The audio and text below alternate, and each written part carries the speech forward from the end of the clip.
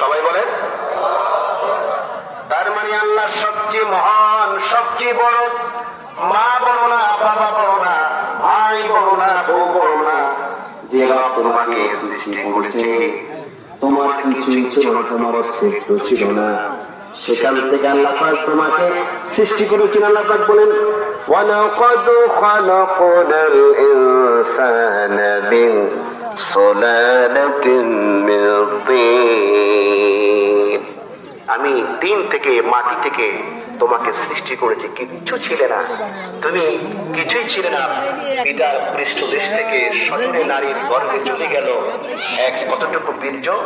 চিকিৎসা বিজ্ঞান বলেছে সেখান থেকে আল্লাহ তাআলা ইচ্ছা করলে 12 কোটি মানুষ সৃষ্টি করতে পারতেন। সেখানে সব ডিলিট করে একটা মানুষ, আপনি আব্দুর রহমান, আপনি আব্দুল জলিল আল মুশফিক, এই নামে একটা কিট মায়ের এদের ভিতরে সেখান থেকে 3 করে বড় করে 3 মাস পরে সমান রক্ত বাঁধল।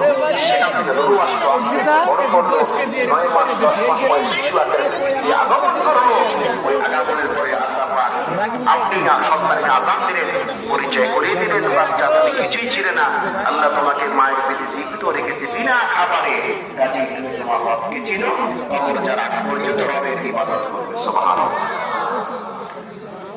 এবার বলেন ঈশান নামাজের আজান হয় 7টায়।